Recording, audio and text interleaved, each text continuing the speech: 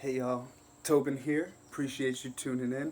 I have this goofy look on my face because this video is one. I guess I've been hesitant to film and record and give these details on because they're a bit controversial. I would say you be the judge, but they're facts nonetheless, and they're things that, by chance, by fate, perhaps by indirect disclosure to me, I've discovered in my lifetime. Um, so let me get right into it. What I'm going to share today are places on the planet, specifically in the east coast of the United States and here near where I live in Costa Rica, where I have authentically and legitimately discovered abnormal, um, let's say, structures along with vehicles in the sky and in the sea that don't make sense or at least have not been explained to us as our technology. Although I believe they are, in my personal belief system, they are our technology, just things that have not been disclosed, but we can refer to them for the sake of this video as UFOs, or what do they call them? UAPs, unidentified aerial vehicles, UAVs, or whatever the hell it is. But anyway, there's been a lot of disclosure from Project Blue Book to Stephen Greer to just generally collective society like the government and Navy and Air Force even coming out and sharing videos that they have of these things. So I think it's an appropriate time in the history of reality. And once something's on YouTube, it's on there. And I've touched upon these things in the past because I have experienced things in multiple countries before, whether it's witnessing and finding people with extreme longevity or things of this sort. So I have a little list here of things that I've experienced that I had notes for maybe 15 years now, and explorations I've done into who else knew about these things, and let me just get right into it. So if you want to explore or investigate or look into these UFO bases or cover-ups, here you go. The first one I'll discuss is the Wanacue Water Commission, which is kind of on the border of Ringwood and Wanacue in northern New Jersey. The site itself used to be an ancient Native American space, but before that, it was the first place that human beings in that area had come out of after the last ice age. And there's proof of that. There's caves and records in these caves in Ringwood itself and near the reservoir, near this water commission, that have proven that have, what the time is, maybe Neolithic art and stuff, and records that are there. And there's been books written on this. This is not, me being the first person to disclose this. Something you need to look into is what is really going on at the Water Commission. And I've questioned people that have worked there. You need special, super classified government clearance to get into the space. There's heavy security. Anybody that works there has to have classified clearance that is only issued by the government, and if you're a government employee. So that itself is suspicious for a water commission that sells water from the reservoir to local towns and to Nestle and to Poland Spring and companies like that. That is their way of profiting off of what's really going on in the site, which I believe, and from my research, is something similar to what's going on in the movies or TV show Stranger Things. You have to investigate yourself. I'm just sharing with you what I know and what I've discovered through my minor investigations before I got a little freaked out because people were following me and questioning me. And I stumbled on this stuff just hiking in the woods and the forest that I grew up in and that are legally permitted, and seeing things that didn't make a lot of sense by the way that we've been educated and taught.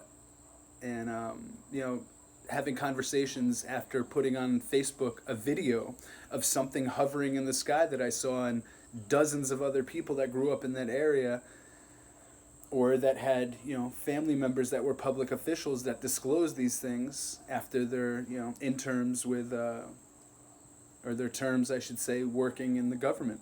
So yeah, look into the Water Commission and what's really going on there. If you want somewhere to start, Google search the 1966 UFO reports from the Wanacue Reservoir. And there's Air Force officials, there's town mayors, town managers, a lot of people, local police that witnessed something. There's photographic proof of it, and there are still people living. That was, 60 years ago? There's still people that experienced that. They're still living in the area that will share with you these stories. Beyond that, when the reservoir was drained, and there's videos back in my YouTube like years and years before, when there was a drought several years ago and the reservoir itself was really, really low on water, I uncovered dozens of ancient megalithic stone structures that, the claims from the colonial times, these were not structures that were constructed by the Native Americans. They built with wood. They built, with natural building materials. They were not building megalithic structures. So how did these structures get there? What time did they come from? Who was the society that built these things? It's definitely worth looking into and doing LiDAR scans. There is actually an app that I used to use for trail running called Strava that tracks, where people are going and stuff in the area that you're at and the frequency of that. And underneath the reservoir, there is tons of activity of people traveling. And, that's a reservoir that when it's full can be 50 feet deep, I think. So who is traveling beneath that water so frequently in these very odd places where there's megalithic structures? So something to look at, because many people, myself included, have seen vehicles exiting the reservoir and going into the sky and flying away and maneuvering in ways that vehicles that we have as humans nowadays don't move, very simply. I'm going to go even further and tell you a little bit of what you should look into reference-wise. Dogs, my neighbor's dogs. Look into the Lenape history. This is before the Ramapo tribe. This is the progenitors to the Ramapo tribe. Look into Lenape history. Look into what Dr. Jay Hynek, who is the head of Project Blue Book for the Air Force, was doing. He had investigated this in 1966 with the Air Force and the Air Force of New Jersey, and look into Picatinny Arsenal and what they're doing there. And you can go even further back. There was a writing from George Washington, the first president of the United States, to Robert Erskine and to the Congress of the United States about what was going on in Ringwood. There were Hudson Valley UFO mass sightings in 1982 to 1986 over a period of 4 years. Ironically, I was born right in the middle of that.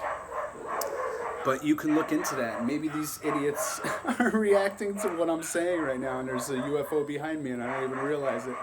But yeah, look into Hudson Valley UFO mass sightings, 1982 to 1986.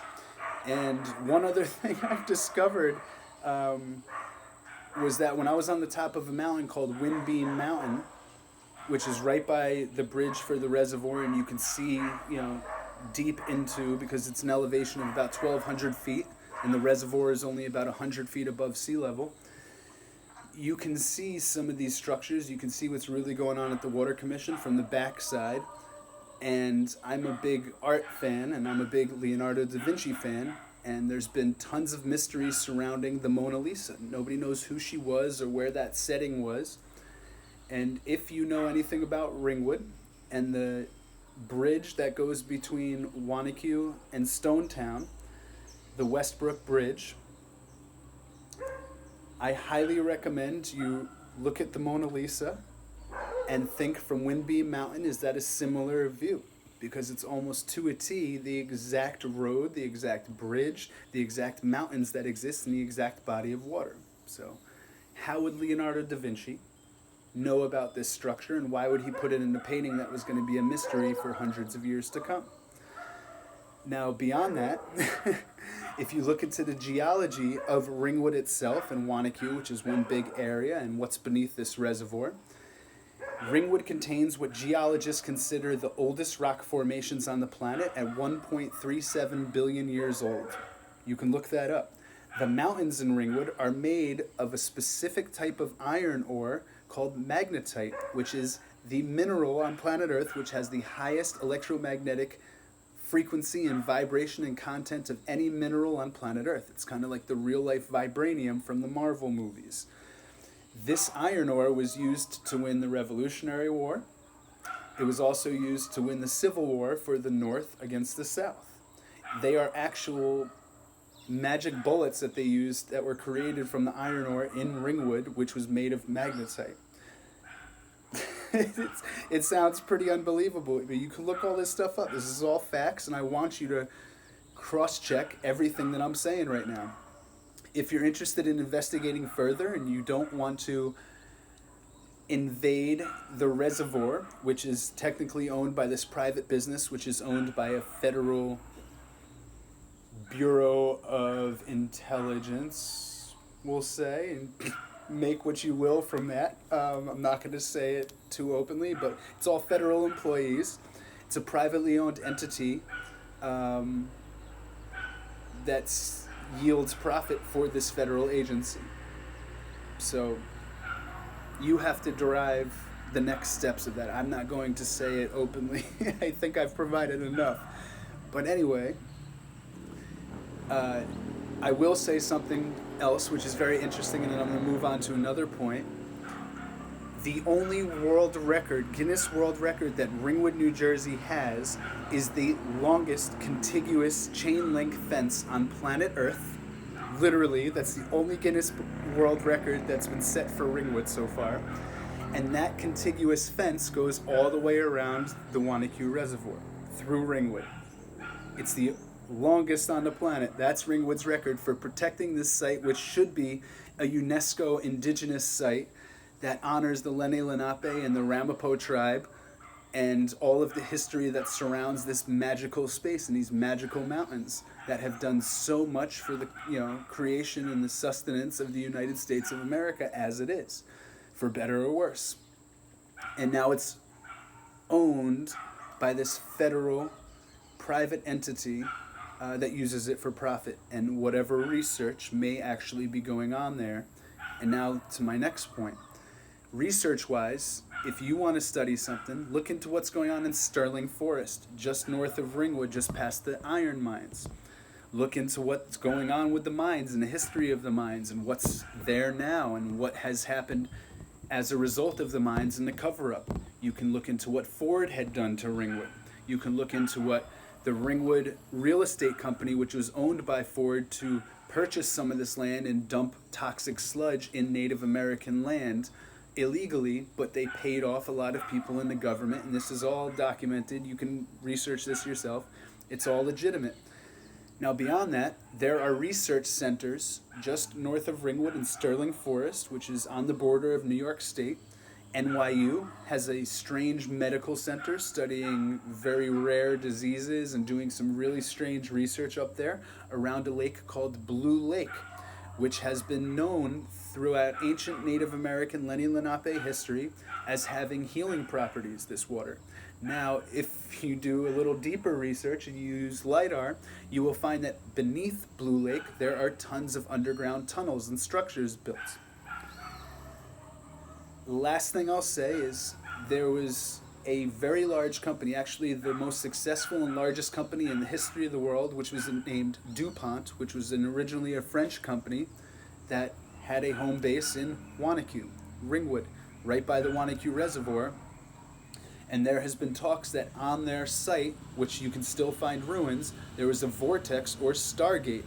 And you can look this up. Look up the structures that are still there. They built Route 287, a highway kind of right over it, and it happens to be a place where people conveniently want to commit suicide and move on to another dimension in. So anybody from the area knows this is all legitimate. You just need to do the exploring. You need to do the research. And you'll start to formulate an honest, genuine opinion of what's going on there based on the facts that you uncover. Now, that said, I'm going to go on to two other places that I've experienced personally in my life and learned that there's something really, really strange and interesting going on there. The second, I should say, being in Narragansett Bay of Rhode Island, just south of Newport. There is a Navy base that's on the south side of Newport Island that when I was in college, I actually called the police over this. I got out of class one day and I was going home, and I lived right on the beach there. And I think I was actually at a clam shack, which is right on Narragansett Pier by the Coast Guard House, if you know anything about Narragansett Beach. And I saw a boat on fire. So what do? I saw a boat on fire. There's people in boats normally there, so I called the police, and they kept telling me there's no boat on fire, there's no boat on fire. And then I realized, I felt this wave of like insecurity rush over me, like, oh my God, like they're telling me, in other words, to shut the hell up and don't talk about what I'm seeing right now to anybody, that they were aware of what was happening, and that they were probably fielding the same response to anybody that called in and said there's a boat on fire. So then I got really like freaked out, and as months went on, my roommates and I, whose names I'm not going to say, but if they ever watch this, you know who you are and you experience the same thing. At night, we would see things floating over our houses, our condo, and disappearing into the sea in the same place that this boat was on fire. Now, at one point, I remember seeing with a friend, and I don't remember who the friend was, we were on this beach often, or outside on our back patio, porch, a vehicle moving around in the water with like a blue-green light, and at some point it jumped out of the water and landed on like a flat boat, and then jumped back off and went into the water, like in the water, not like a jet ski, but this thing was exiting from beneath the water onto a boat and then jumping back off and moving around in the water at, you know, very interesting speed, pace, and movement. So these are some things I've experienced in Narragansett Bay when I looked into it. And I actually had a friend, actually my ex-girlfriend's best friend, whose father worked at the Navy base. And when I asked about this stuff, they were kind of hush-hush about it and say, you know, my father doesn't talk about that, and we don't talk about that, and he doesn't talk about his work there, and he was a physicist. So very interesting stuff going on there. If you're in the area, explore. And the last one is here in Costa Rica. I have seen a vehicle right between my two mango trees here that I've spoken to with many neighbors and friends in Parita who have also seen things. And I don't talk about this with everybody, but when somebody brings something up and they ask me if I've seen anything over these mountains where I live, I tell them this experience I had in my first year here. And ironically, I found a drawing of a variation of this vehicle on the restaurant building that I'm renovating on my property right now with a little pencil. And there's one attempt, it was like two triangles. It almost looked like a Merkaba. And then they drew a second version, which was very accurate to what I saw. And the only thing I could find that looks similar to it has been in like this ancient aliens TV show where, you know, Air Force guys who had experienced stuff had an artist render something for them, and also very, very, very, very, very advanced secret military drones that the, I guess, Air Force and Navy uses. But why would they send that to my property? Like, I'm nobody, I'm not a threat, I'm not anything. So whatever this was here. It was hovering for a few minutes. When I noticed it, it was kind of vibrating, a pulsing sound, like it didn't have an engine sound or a helicopter sound. It was like vroom, vroom, vroom, vroom, kind of like that sound. When I went back inside and like thought for a moment, what the hell did I just see? And I grabbed my phone to go back outside, in the direction it would have gone, it was completely non-existent. It had disappeared. So I couldn't get it on photo or video. I'm sorry about that. But as I've looked into it, I've learned that many people have found things and learned things about this mountain range here, which goes from Zapatone, Mastatal, all the way down to Manuel Antonio behind my house. And it's like the Rainmaker mountain range that leads to an underwater base between Manuel Antonio and Cocos Island, which, if you shoot back a couple months in my videos, I've actually uncovered that on Google Earth, and you can see that. So go back on my videos and you can find video of me going on Google Earth and zooming into this structure underground. You know, Cocos Island itself has been known to have over $1 billion worth of pirate treasure that was stolen from like Peru and hidden from the Spanish and all this stuff hundreds of years ago by actual pirates. And recently they found, like, park rangers there found 1/3 of the treasure. So who knows where the rest of it is, but The island itself is restricted to visitors. You can only go there if you're in the government. So that itself is shady. So there's something going on there, and there's this huge underground structure which is almost the same size as the state of Punta Arenas. Like, you know, 1/6 of the country basically of Costa Rica is this giant underground structure, underground I should say, underwater, under ocean structure between the Pacific coast of Costa Rica and Cocos Island. So that's something to look into.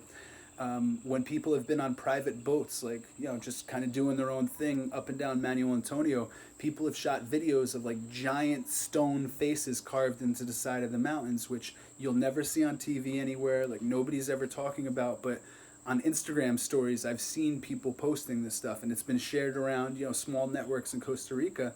But it's something to look into. And if you have the money to go to Capos and rent a boat, go up and down the coastline, and you may actually see these things. Going further, there are giant, unexplainable stone spheres all over the mountains here that were claimed to identify different tribal areas, but nobody knows how these stone spheres were created.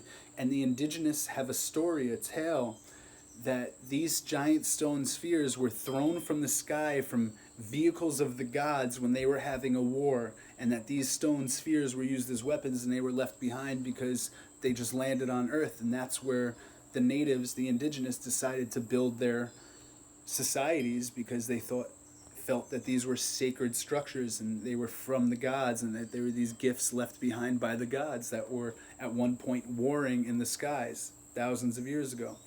That has been documented. There's all types of history shows and discovery shows on television that document the stone spheres of Costa Rica, and you can look that up. And something I've actually discovered myself are hidden, like, secret caves in those mountain ranges that I've explored personally. And when I've brought them up that, hey, like, I found some ancient caves that nobody's been to in a long, long time, friends of mine who are archaeologists in the country and amateur archaeologists, or have friends that work at the National Museum, have told me that in Manuel Antonio, it's rumored that there are all these secret caves as well. But because it's such a developed tourist location, nobody really looks into them anymore, and they just stay on the main roads and go into restaurants and all this stuff. But these are stories that are passed around and that, you know, can be discovered. So if you're ever in Costa Rica and you want to have a non-tourist experience, you can look into these things yourself. Or if you're a type of guy like Josh Gates, who I've heard of, and you happen to stumble upon my video, investigate everything that I'm talking about, because you are absolutely going to find stuff. And I'm just the one with the key to the doors. You're the ones that have to go a little further and open the door and walk in and really explore and, I don't know, use your access and your connections or your financial resources to make these things more apparent, because they're really cool, and it could teach us a lot about our history as humans and what we're really doing here and where we could be in our future potentially, if we don't destroy ourselves with stupid wars and atomic bombs and poisoned foods and poisoned water and like all this stupid stuff we're doing to each other for the sake of money and profit. There's something deeper and sacred going on this planet that we need to rediscover. And maybe this video is just a small entranceway to a greater consciousness for everybody. And that's why I'm recording it, because holding this stuff inside of me and just speaking, you know, with a few friends about it that understand reincarnation and understand, you know, metaphysics and understand astrophysics and things that are going on universally, rather than just with ego-centric, you know, capitalism and, you know, dating profiles, social media, whatever. Our consciousness can gift us and offer us so much more if we allow ourselves to be open to the reality that exists here. And I think opportunities arrive when we start to share things that we've experienced, and we connect with the right people and people that resonate with our heart, which has worked for me. And I found so many genuine, really good connections. But I'm sharing this because these are conversations I'm having on a regular basis with people who are educated, who are very intelligent people, and who do the research. They're not just watching a TV show and listening, they're actually going out and exploring and finding these things.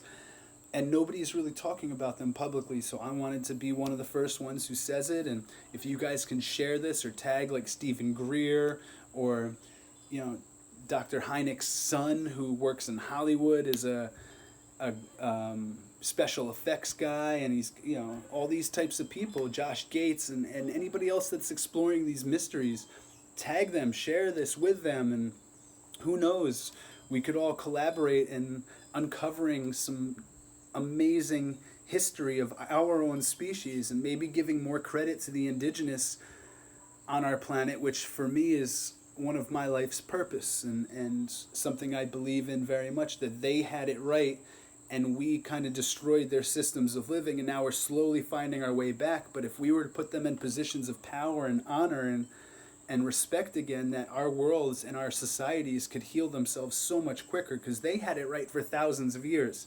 We've been fucking it up for hundreds of years.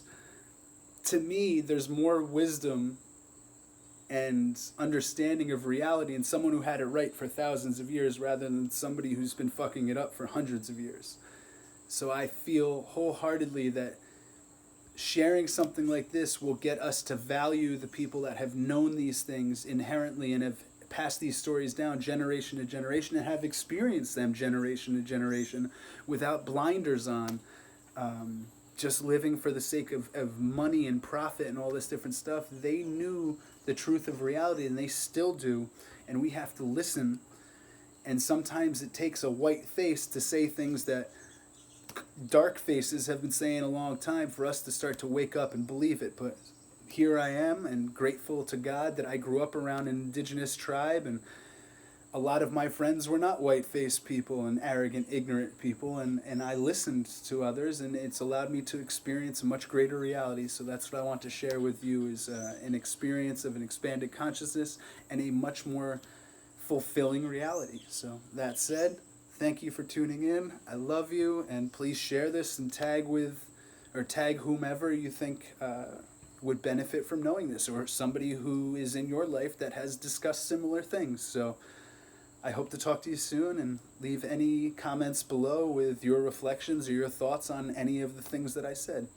Thank you so much. And if you're one of the people that works at any of these places, please don't come and kill me. I'm just sharing facts, and you should be sharing the facts too. If you know things, you should not be hiding secrets from your friends and family. And that's all I'll say is, you know, you should be the ones that are saying this, not me.